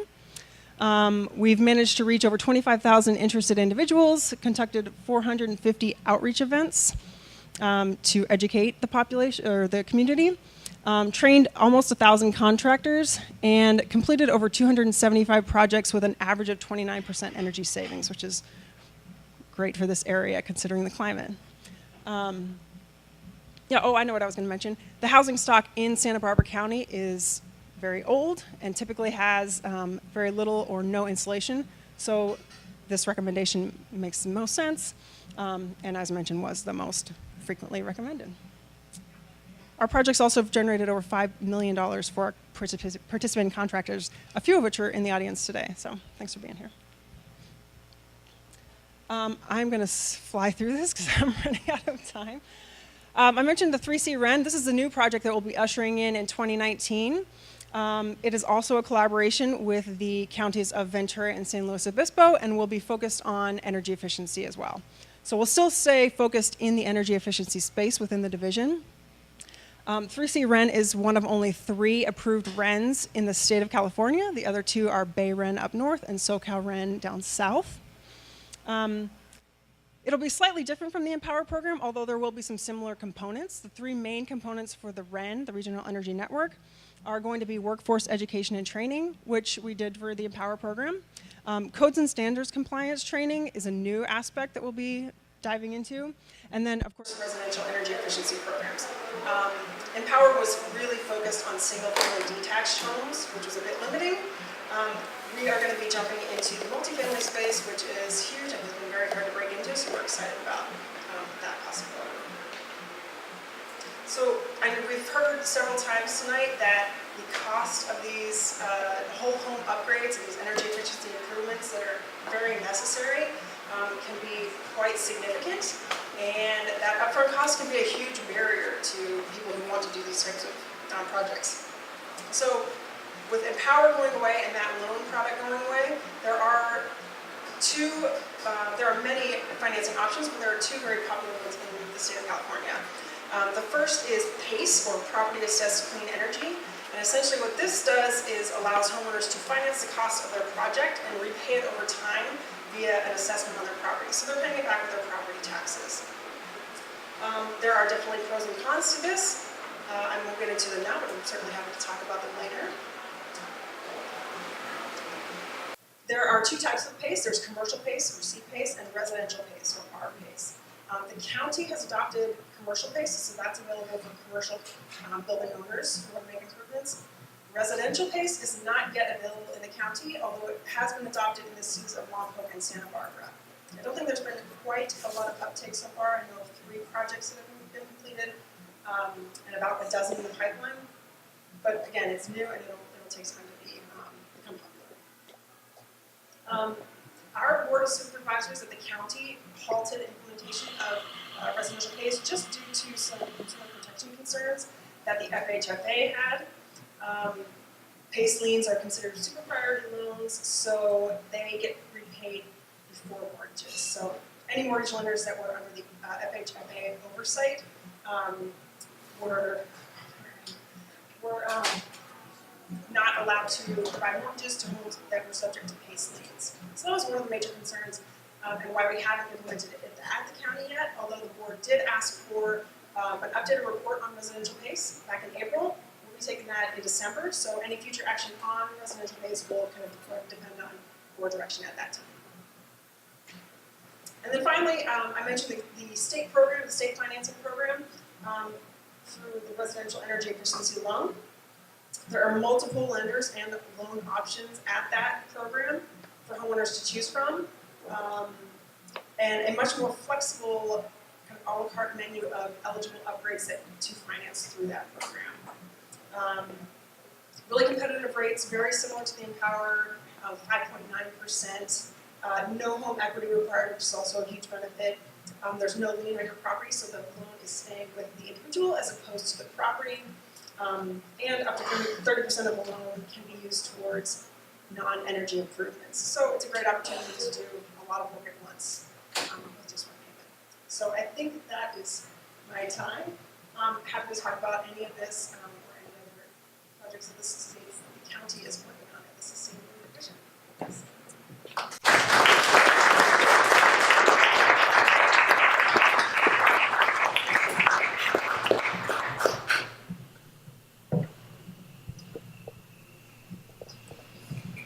Thank you, Marissa, for representing the Sustainability Division tonight.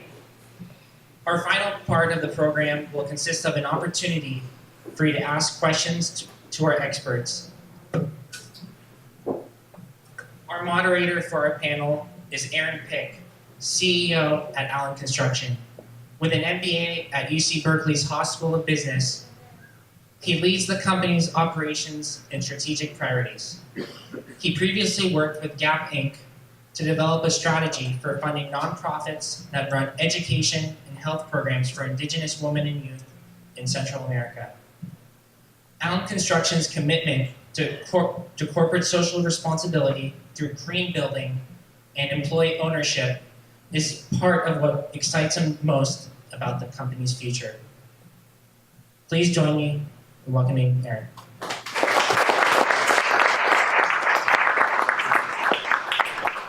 So this part I want to be super interactive. I'm going to ask just a couple of questions to the panel, but I want you guys to be able to ask the questions. You came out here, so it's your chance to ask the questions. We're competing with a party next door and sports games going on, so make your questions awesome. We got to show those up, okay? So we're always forward-looking, especially in this industry. And so I'm going to start with a couple questions, and then I'm going to leave it open for the rest of you. The way I'll do this, when you want to ask a question, raise your hand. I'll come find you. If you, go ahead and say your name. If you have a targeted question to a specific person, go ahead and address them. And I'm going to ask the panel, we don't need everybody to answer, although you all have great answers, I'm sure. If it's something that really fits with you, go ahead and answer it, and we'll have another mic up here.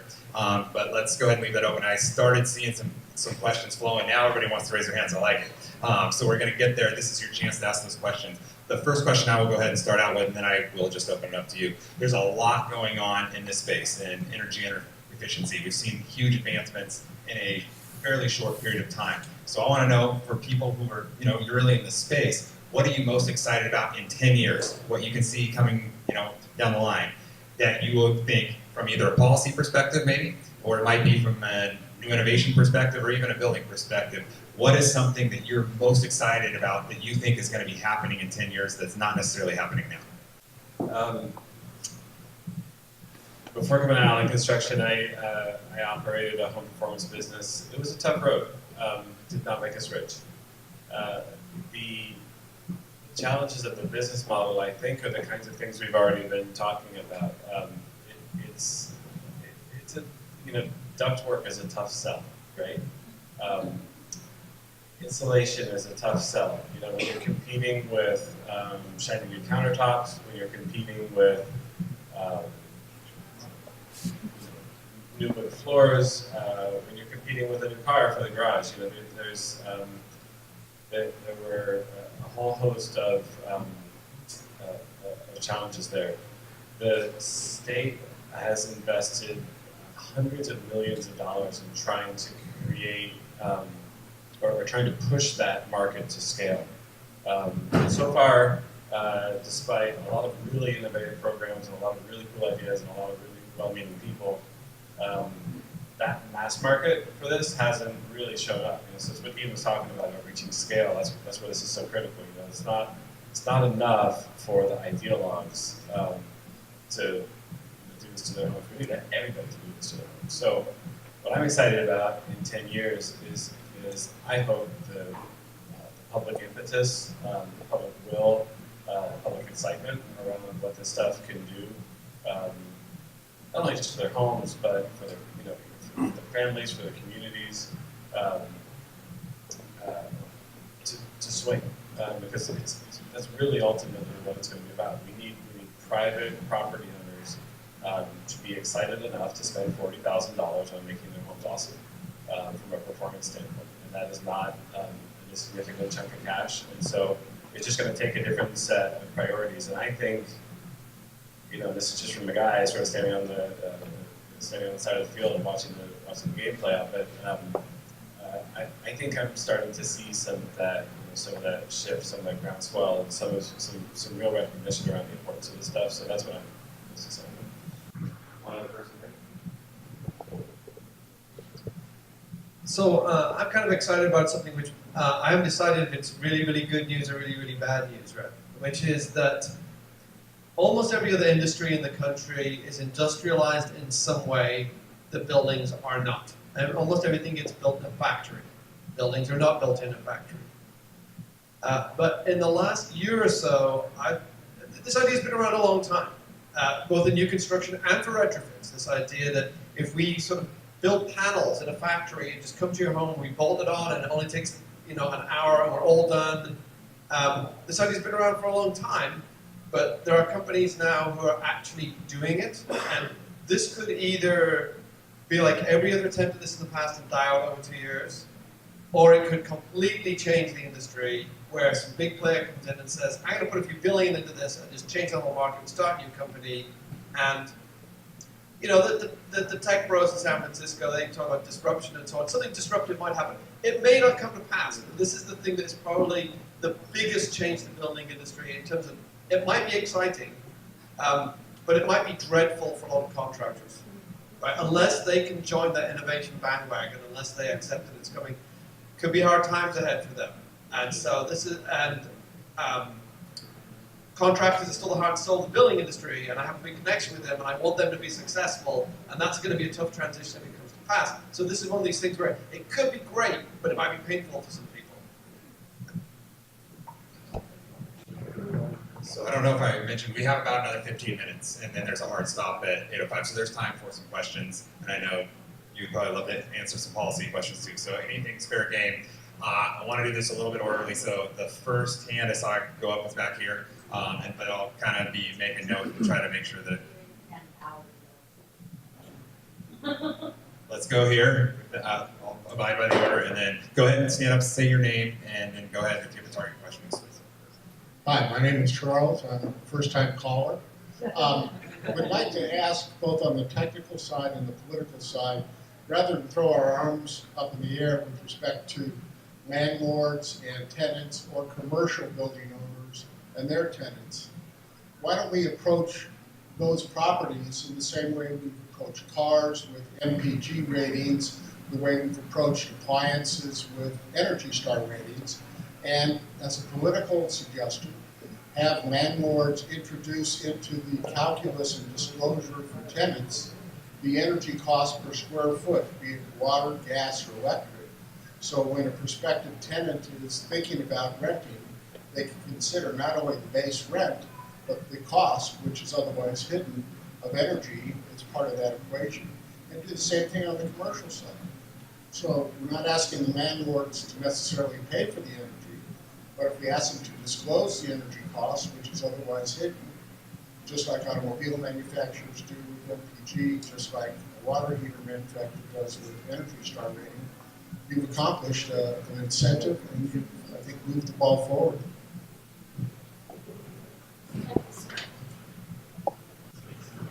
Certainly, yes. I mean, we've introduced a number of bills that aren't being talked about, that haven't moved forward because of the opposition. Disclosures have been included, and certainly trying to, I mean, we did it with new buildings, right? So you take like segments at a time of like, all right, well, we're not going to target the old ones right now because we tried that and it's not working. So we're just going to target all the new ones. And it had a lot of opposition.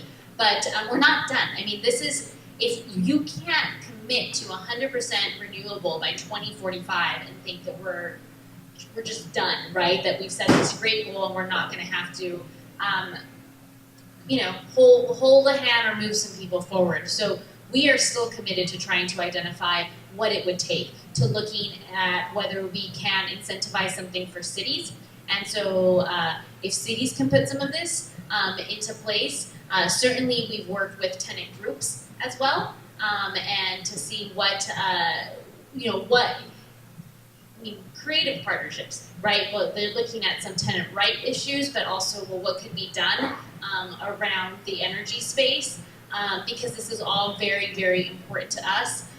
We've attached it also, or thought of doing it with permitting, so additional permitting, upgrading standards. I mean, these are all things that we are attempting to tie it to so that we can nudge people in the right direction.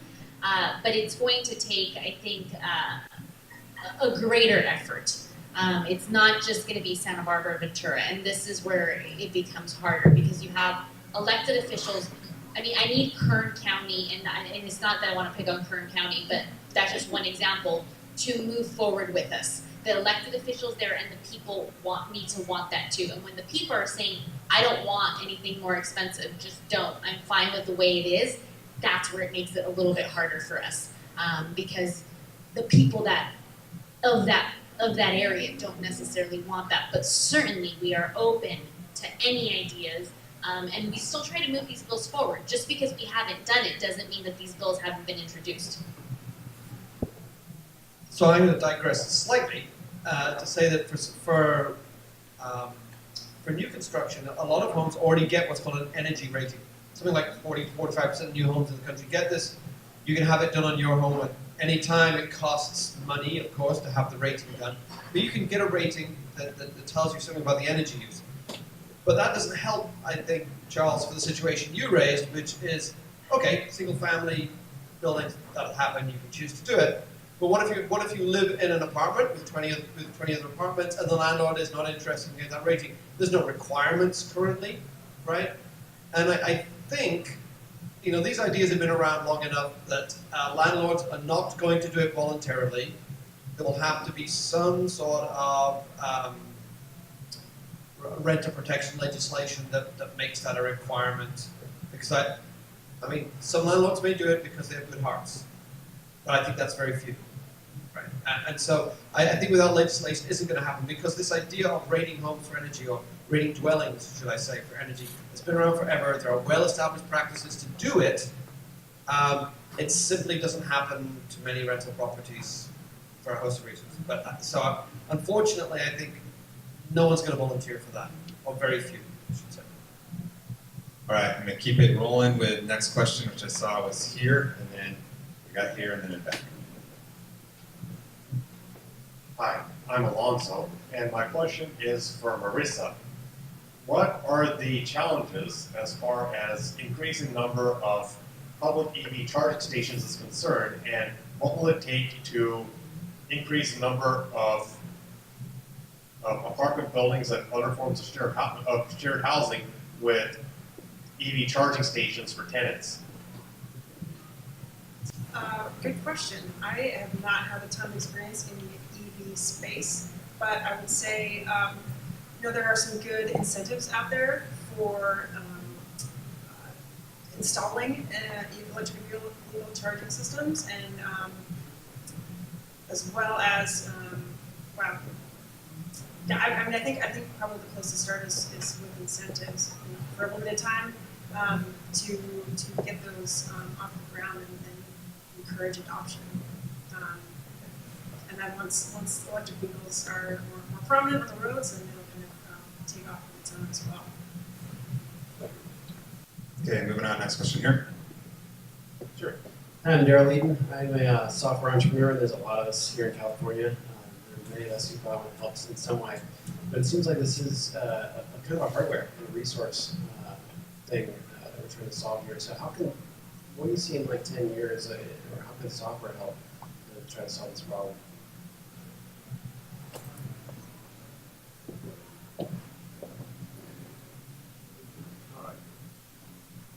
So yeah, there'll be an app for that, right?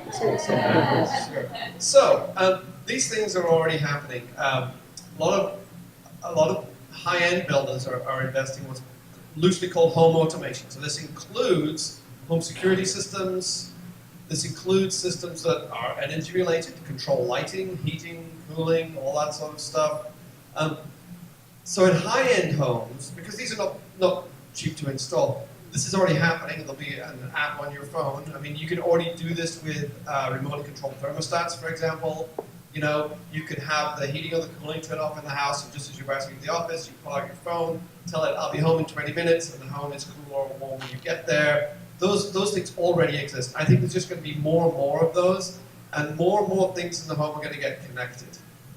And from an energy perspective, the things that are going to get connected are lighting, heating, cooling, and hot water are probably the key things that are going to be controllable.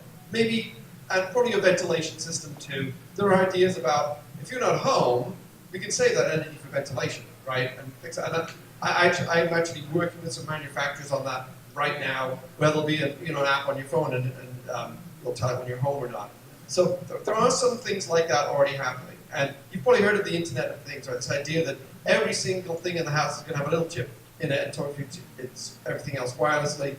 Well, we can do that now. Whether or not it's a good idea and actually achieves anything, of course, is another question. Like, do you really want the refrigerator to be making all the decisions about food purchases in the home? Is that, because people are into agents, right, where it tracks what you eat and says, oh, we're low on potatoes, so orders potatoes, and then somebody comes and delivers you potatoes, right? You can do that right now. And in San Francisco, that's already happening, right? People are basically, they have AIs, effectively, that are doing these things for them. Whether that's going to happen everywhere, I don't know. And it seems like a bit of a energy dead end, because what we found out is that the energy used by having all of these wireless devices that are on all the time in the home is higher than the energy you save, so you shouldn't have done that. And it was expensive. So we have to avoid that. I'm not saying that all software is bad. I'm saying that the current way we're applying it, some of the ideas about everything integrated in the home turned out to be not a good idea. But surely there are good things we could do, right? And there's lots of work to be done in the areas of controls. And I'll just finish up with one more thing about air quality, because that's what I do a lot of air quality stuff too.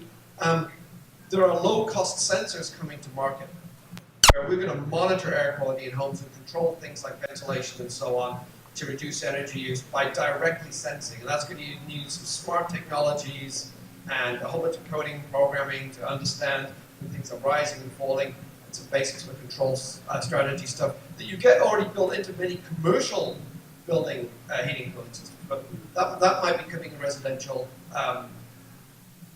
probably pretty soon, I would think. Like within 5 years, it's going to be cheap enough to monitor things like particle concentrations and a few other contaminants that it'll be an actual thing you could buy for a couple $100.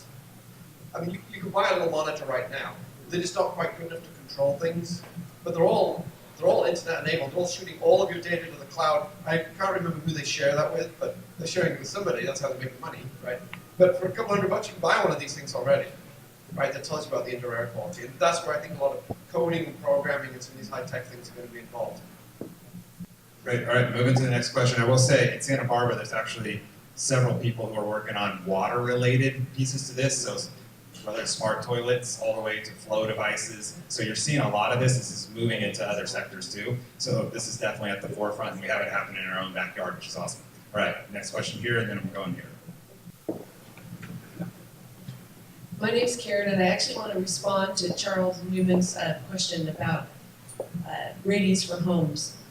There have actually, over the last couple of decades, there have been pieces of legislation that have tried to require ratings for homes. There's also been legislation that would require energy improvements to homes at point of sale. But those pieces of legislation, and I don't remember the numbers, were strongly opposed by the real estate industry because they were concerned about the possibility of affecting sales of homes and costs of homes. So I just wanted to point that out, that there's been a lot of effort to do that, but it just hasn't moved forward. So Monique, if you could do something about that, that would be awesome. And see, here's the deal. We introduced these bills. I'll give you one example. This year I was working with Santa Barbara County on a bill to make it easier for communities, and we were going to do a pilot program. We had negotiated that maybe it wouldn't be statewide, it would be a pilot program, but to make it easier for communities wanting to exit the traditional kind of utility space and energy use and go into a community choice program. And it was killed within 2 committees out of 6 to 8. And so what happens is it's not hard to introduce a concept or a bill. It's hard to make to see that bill in this space go through all the ways. The reason I keep talking about wanting other counties and other legislators to be on board is because it does mean, yes, I can have a conversation, but if I can't get the votes for the bill and the bills die, you see a repeated challenge. And that's where we are working really hard to work with other legislators to understand what their issues are, to try to find a way for them to feel like they can vote for something that may cost constituents more, to try to find subsidies for those communities that are impacted in greater numbers, right? For communities that have a much higher cost of energy. And I think that this is what we're seeing. Karen spoke to the fact that we've tried to force a number of things. It doesn't mean we stop, but personally, I have to figure out how to get people to yes, and that's where a lot of my work is. Not just introducing it, I will continue to introduce these bills, but it's how do I get them to a yes when they themselves as the representatives are at no, their community that they represent is at a no. I have to figure out why they're at a no, how I will get, what it will take to get them to a yes, what their concerns are, what they see the limitations are, and what they're weighing out. And that's where it becomes more difficult. So when you see examples of these big goals that we've done about SB 100, yes, it's great, we got to this goal. But now I'm like, okay, well, we all got to move to 100% renewable energy by 2045, and it's not just going to happen because we said we're doing it.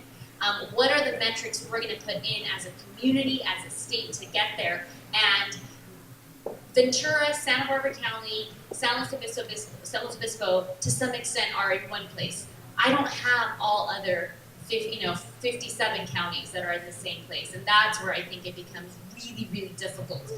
So it does take a lot of negotiating with other folks to try to do this. My bill just died so soon. It didn't have the votes, and it wasn't that I wasn't at the table, it was that it had very heavy opposition from industry. And even when I got our local, I have to give credit to Edison that was trying to work with us, because they were like, okay, we'll see a pilot program. The industry's bigger than one company, folks. Like, we need to understand this. It's much bigger than one company, and the bill died, within 2 committees. Just a couple of follow-up remarks. We're starting to have a lot more effort put into dealing with the appraisal industry and the real estate industry for this very reason, because they have they control a lot of what goes on, and we aren't quite there yet. But in some places, the MLS listing has a little window reserved on it to put the energy score or the energy rating for that building. Currently, probably not going to see it in large multifamily, but that day may be coming, right? And particularly if it's included in appraisals, in terms of what a landlord might expect as the income they can get. If the energy bill is high, the implementation will go down, and then it actually gets involved in their financial decisions. And there's just something I found out of just a few months ago. There's some odd things happening in the realtor and appraisal industry. It's a very old, very moribund industry that will not change, but there are a few people in it who are thinking about modernizing it. And this goes back to your question about some high-tech things we can do. They're coming up with some really interesting things like online dashboards. They're going to have all sorts of information about energy use, air quality, and a whole bunch of stuff that traditionally they have not included. And they're trying to figure out ways they can automate this. Like, is there an app where a realtor can go in a home and they just take a picture of each room and it generates all this information? Or they take a picture of the furnace and it generates this information. And so there's a whole bunch of automation based on taking pictures of homes that will generate these online dashboards that will somehow get these ideas about air quality and energy efficiency included in the financials, including the financial assessment of a building. Because I think that's where we can start to have these conversations that folks like Charles have raised. Great. I know we're coming up on time, so Iain, you came out here from Berkeley, and so wanted to kind of say. Alameda. Okay, Alameda. Sorry. So much better. Proud of my town. And so I want to ask you a question because you're at the Berkeley Lab. So I want to know, what do you think is the coolest thing going on right now in your mind that you would love to talk to us about, just to kind of keep us connected there? Are we restricted to talking about homes and buildings? I think we've touched on a bunch of these in this conversation we just had, the questions we've had for the last half an hour or so, where there are some interesting things sort of on the horizon in terms of putting sensors in your home and having a quote-unquote smart home. And we won't have our dumb old homes anymore. And all this idea about we're going to measure more things and monitor more things, and how it's going to evolve into the financial side of things with the appraisal industry, that's where the exciting stuff is happening. I mean, don't get me wrong, I have friends who are developing fantastic new heat pumps, right? My friends at Mitsubishi, they're all at it. Believe you me, there could be some interesting things. But that's not new, right? And I think that's where the new stuff is going to come in, where your experience of buying and selling a home might fundamentally change in some way, right? And your experience of interacting with your home might fundamentally change in some interesting ways. I know that's not specific, but just curious. Good, all good. All right, go ahead and give it up for the panel.